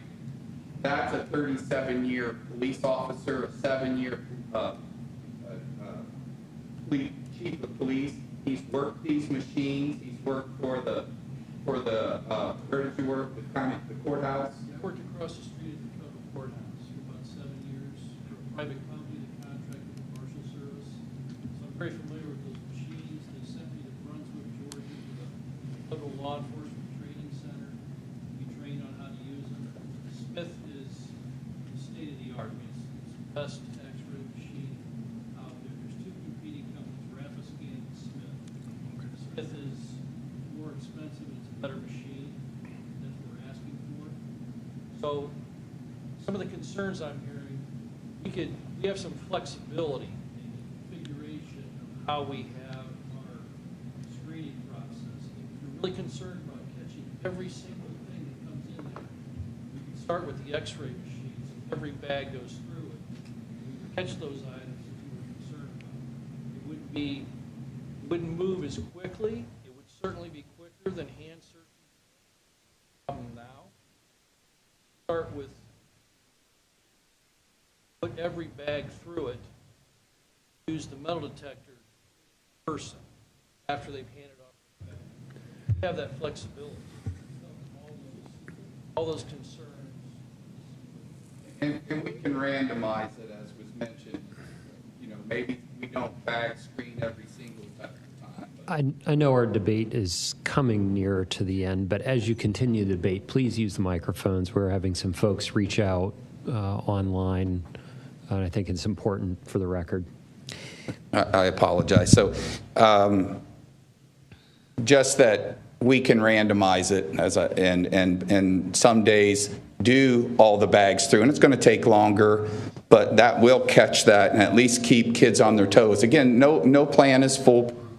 No plan works every single time to catch every single thing, but I do believe it would significantly improve safety in our schools. You know, as I mentioned, he has 20 or 37 years experience. I have 20 years in the Marine Corps, 15 years as a military police. So I feel like you have two people here who may not be the resolute experts on everything security-wise, but I think you're in pretty good hands, and I would ask you to trust in the people you hired. Mm-hmm.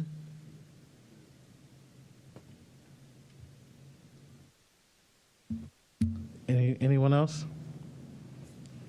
I just had a question procedurally. So I'm looking at, so there's the resolution, and then there's items that are in 23. And I'm only asking Dr. Arbar because you had mentioned the possibility of approving some and not all. I think you mentioned approving cameras as opposed to machines. So the resolution actually includes everything in it. And then we've got the business affairs recommendations that have it listed out sort of bullet point by bullet point. So I guess my question for Mr. Pendleton is, if we approved, let's say we approved, you know, the items in business affairs that covered the camera, but didn't approve the items that were the machines, and we passed the resolution, have we undone ourselves there? So that's the point that I need clarity on if we're considering the route of approving some and not all.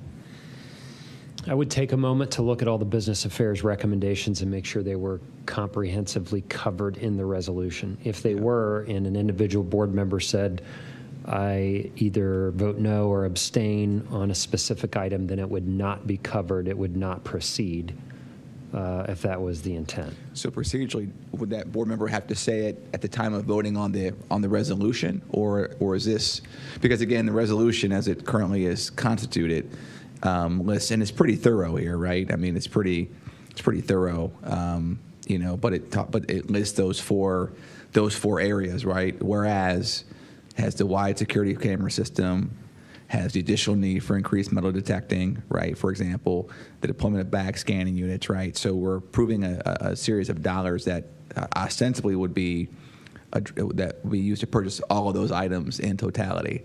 So that's why I'm asking procedure. I'm a little hazy on this. You know, do we have? I mean, does the resolution? So would the resolution hypothetically have to be redrafted to pull some language out? For example, if we only wanted to approve the camera software system. So can this resolution as is be used to approve only the camera software system? I guess is the question I'm asking. And that's the part where I'm hazy on. I'm looking. Oh, okay. Yeah. Gotcha. And again, we can come back to it in a few minutes. I don't know if we're voting on it right now. I mean, we might have a few minutes, but But that's where, again, I'm asking this question because I know that there might be a middle pathway here that I'm trying to chart for folks who are interested in that. And so as I'm hearing from my colleagues, what I'm hearing is there are some folks who are happy to vote for the whole thing right now tonight, and there are some folks that would rather wait to vote on it, and there are some who've mentioned the possibility of approving some and not all. So I just want to make sure that we all have a good understanding of procedurally what we're talking about. Does that make sense? I would say the following after just a brief review, because it's multiple items under business affairs and the resolution, and just hearing the discussion, I would recommend that we would rewrite the entire section. Because if it's not crystal clear for everyone, I'd hate to put the board in a position where that's not what I said, that's not what I said on the record. So we would need to rewrite the resolution and the corresponding consent agenda items to connect to it. Roger that. So really the options in front of us tonight are either approve it or disapprove it, but there's no approving part of it tonight. Yeah. Okay. Yeah, we can, upon review, if we have a little bit more time, I know we have a lengthy agenda, a couple more components, we can sit down with our team and get through that. If there's components that the board, again, when there's a motion and a second and there's other board debate, we could sit down, recess for a few minutes and try to put that together if there's components of this that the board wants to proceed with. Yeah. Or we also have additional board meetings scheduled in the near future. We have time to renotice them. We can take future action. Gotcha. I also want to be mindful because I've heard it said a couple of times about it's 2 weeks or it's just 2 weeks moving it back. We're getting ready for Christmas break. So if we approve today, as I understood it, it's 6 to 8 weeks from the day that the board approved it. Is that correct?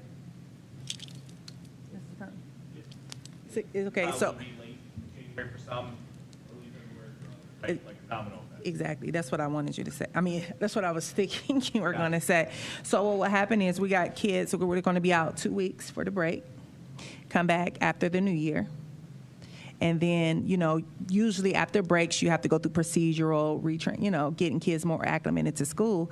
And it just seems to me it would be within that time. Now we're closer to the timeline of rolling this out versus it's being pushed out. Another thing I want to address is that I remember when you get security systems on your home and they say how burglars sometimes are more deterred by certain alarm systems, or if they know that you have alarm system, that they're not going to be amped to kick your door as they may your neighbor who they don't believe has an alarm system. And so I just believe, just in my personal opinion, that these metal detectors, to this degree, being seen at the schools in lieu of everything that's happened, will cause students to rethink in a more stronger way what they may try to come in when they know every day they're coming through this metal detector, and it's more likely they will be caught than not.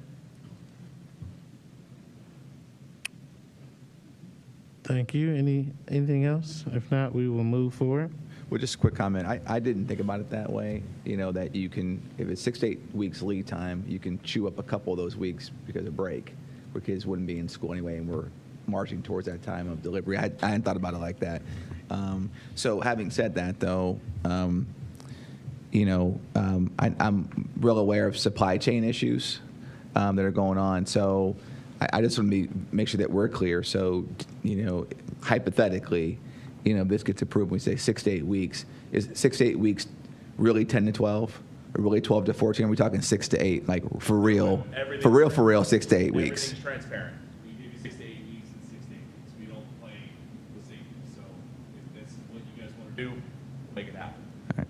One of the considerations was the fact that this company is local, and so that we had the ability to work with them both in the training aspect of it, but also in the timeliness of implementation. There are a range of products out there on the market. So I'm not saying that this is the only direction that we could have gone in, but part of the appeal in this was the local proximity to us as a school district, as well having the more state-of-the-art, a higher level of tool. The fact that a peer district has used this tool and so is also in the process of that. So again, we've talked to our colleagues in some of the other urban Big 8, and not everyone is using the same tool. But then I, as a superintendent, too, am listening to the expertise of our safety director, and then also our chief operating officer that does have a safety background as well. So we can provide additional information, but just want to reinforce that this was the recommendation of those charged with that task.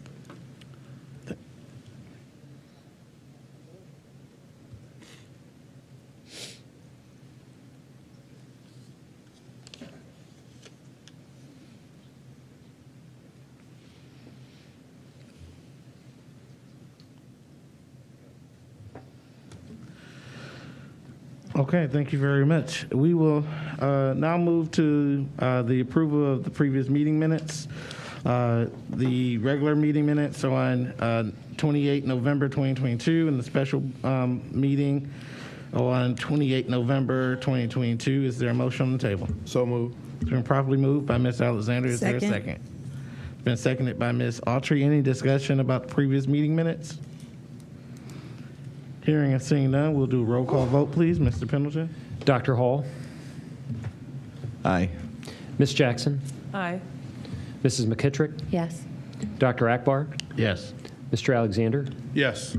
Ms. Autry? Yes. Mr. Perry? Yes. Thank you. Thank you very much. We now move to personnel recommendations. Madam Superintendent. Sure. I wish to recommend the approval of the personnel recommendations presented in categories 5 through 16. Thank you very much. We have received personnel recommendations from Madam Superintendent. Is there a motion on the table? So moved. It's been properly moved by Ms. Autry, I believe, right? Second. Okay. Seconded by Mr. Alexander. Any discussion on the motion? Ms. McKittrick, Mrs. McKittrick. Yes, thank you. The last several meetings, I've voted no on any ESSER spending, and so that will continue tonight. And I want to give a brief explanation for that. It's not because I disagree with the personnel positions or the services or the programs, but my reasons are twofold. One, what happens when these funds are exhausted? How will these things be funded or maintained? What kind of strain will it put on the general fund if those things then have to be absorbed by the general fund? And will other things have to be cut? Second, we have almost 2 years yet to spend these ESSER dollars, and what if once these funds are exhausted, then something of equal or greater value comes along that's some kind of service or programming or position? So my no vote is not, again, because I disagree with what's being purchased. It's with the funding that's being used. That's all. Thank you. Thank you very much. Any other discussion on personnel recommendations? Yeah.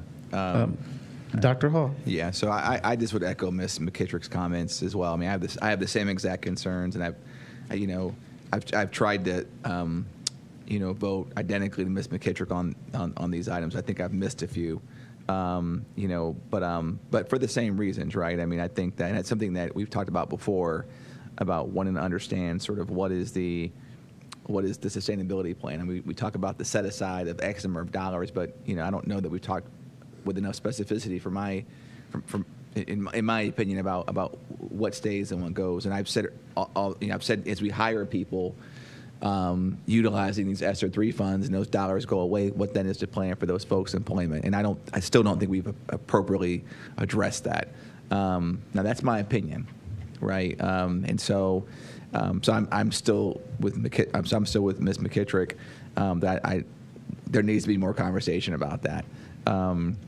Because again, folks have families and house payments and car payments and and I don't want to see us employ people and then when these extra dollars go away, and we've only set aside X number of dollars, that not knowing who is and who isn't, on the and I hate to use this phraseology, but on the cut list, or chopping block, if you will, like who's safe and who's not safe. And I think right now it's very nebulous. We don't know. I mean, I don't know as a board member, who's safe and who's not safe in 2 years.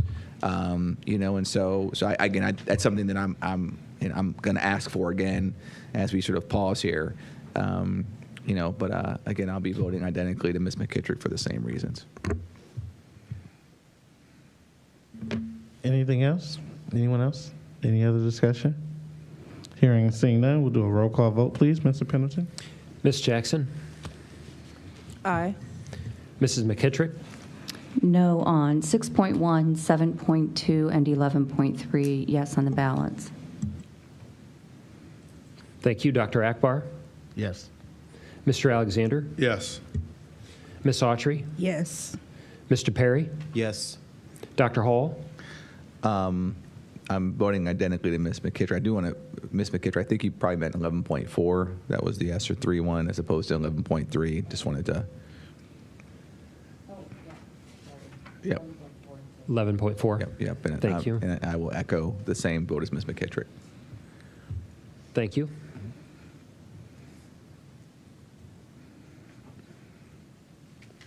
That's. Thank you very much. We now move to resolutions and motions on the consent agenda. Madam Superintendent. I wish to recommend approval of the resolutions and motions presented in Category 22. They are in proper format. I move for their approval, please. Thank you very much. The resolutions and motions on the consent agenda have been recommended by the superintendent. Is there a motion on the table? So moved. And then probably moved by Ms. Autry. Is there a second? Second. It's been seconded by Mr. Perry. Any discussion on the motion? Yes. Dr. Hall? Again, this is that decision point, right, that we were just talking about. So this is Category 21. And so there's item 21.8, which is the resolution that we've been talking about. So this is the point where we're voting up or down on either all of these, or yes on some and no on others. Mr. Pendleton? Yes, for clarification for the board from our previous discussion, the urgent necessity in 19.8, the resolution and motion following in 21.8, and the corresponding business affairs items of 23.2, 23.18, 23.19, and 23.17 go together. Okay. All right. So, okay. So if we approve 21.8, then we're approving this purchase. We're approving the whole thing. The entire thing, okay. Yeah. No, for clarification, if you approve 21.8 and board members record a no vote on 23.2, 23.18, 23.19, 23.17, I don't believe that the board is given authority to proceed with those purchases. So for clarity, for Mr. Perry's point, that if we voted yes on 21.8, you could still vote no on one of the other items, and all of those other items move forward. Is that what you're saying? What I was saying before was I believe that they're all married together, and there wouldn't be clear enough information, I believe, for both the board and the public if there's splitting these votes apart in any way whatsoever. If you do proceed with consent agenda, we are going to move to the next section. If we move to the next section and a board member votes no on any one of those four items, then I would think that we would need to come back and clarify those items at a future board meeting. So I do believe that they are all married together. Chance to revise them, rewrite them tonight, rewrite them for a future board meeting, renotice a future board meeting. However, I think they're all connected at this point. So one no would make the whole vote void, even if majority are yes? Is that what you're saying? That would be my recommendation, yes.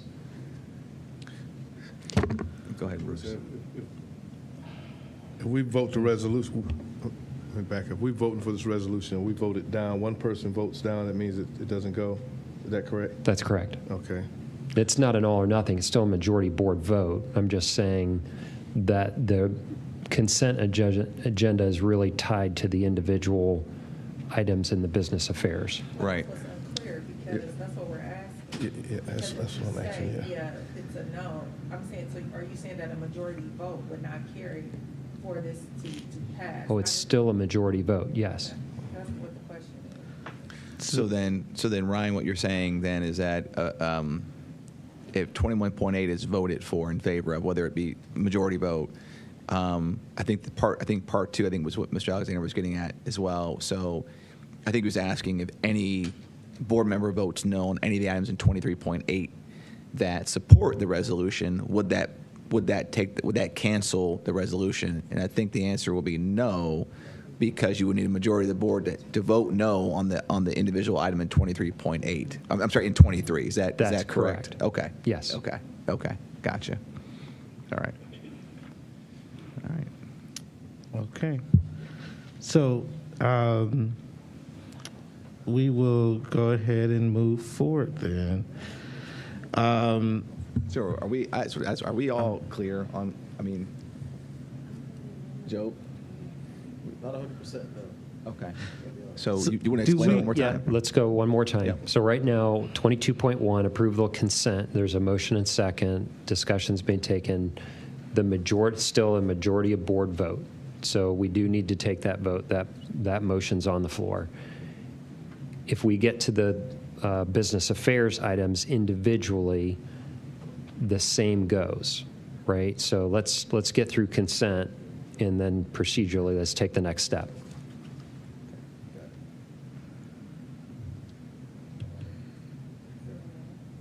That's the motion on the floor. So Okay. and I think that's the confusion. So we can move forward with supporting or voting on the consent items on the consent agenda. I'm assuming if there's an issue, let's say with one of those items, we could take that item separately, correct? Well, that's in 23. That's where we would do that. It'd be in section 23. Because you can vote no on any of the items in section 23 that then feed into that resolution. Okay, so let's just move forward then and see. Is everybody at least clear? Okay, so any other discussion on the resolutions and motions on the consent agenda? Hearing and seeing none, we'll do a roll call vote, please. Mr. Pendleton. Mrs. McKittrick.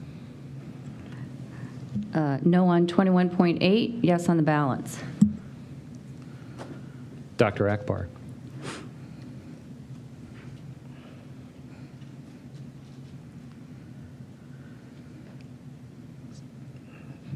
I'm going to say yes for all of them. And just 21.8, not in agreement with the machines. Yeah. So you're no on 21.8. If it can't be amended, then the answer will be yes. It will be a no. Yeah, we don't have an amended resolution in front of us, so it's either Okay, yes or so then no. it's a no on 21.8. Yep. Mr. Alexander. Yes. Ms. Autry. Yes.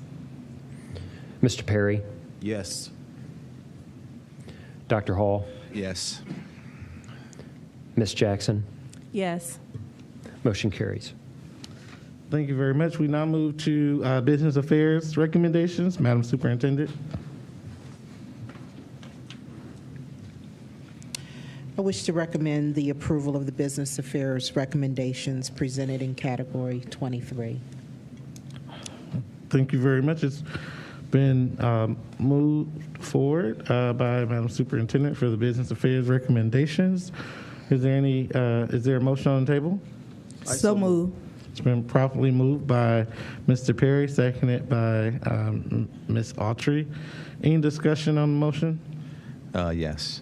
Dr. Hall. So again, I feel, to be fair, because I want to make sure that we've got clarity on this too, right? So, so whether you voted yes or no on 21.8, you still can vote yes or no on individual items that make up sections that were in 21.8. So, right. So if you voted yes on 21.8, but you don't like the metal detectors, you can vote no on that item.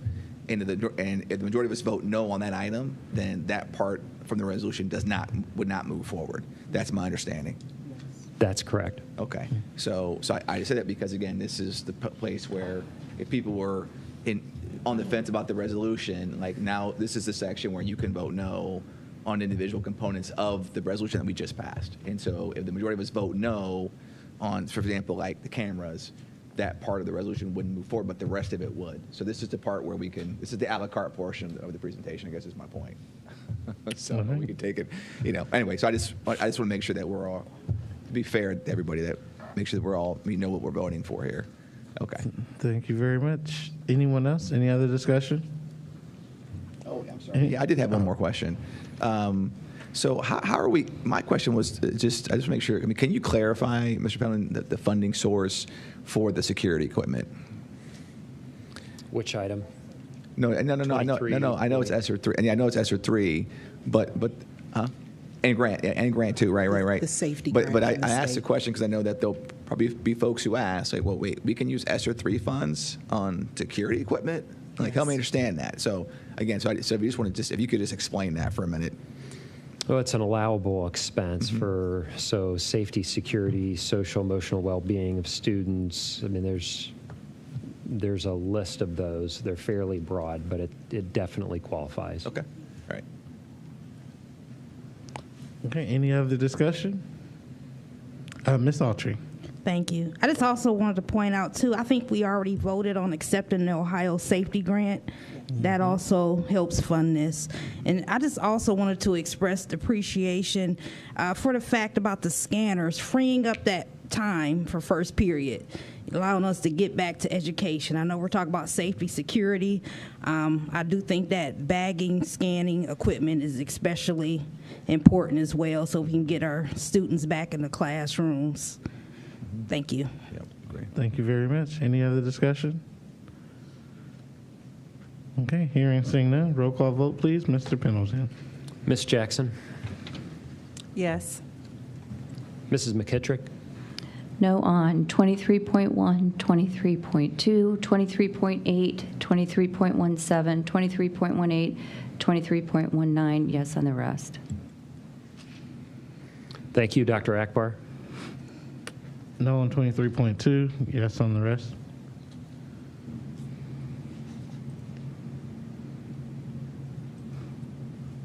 Mr. Alexander? Yes. Ms. Autry? Yes. Mr. Perry? Yes. Dr. Hall? No on 23.1 and yes on the rest. Motion carries.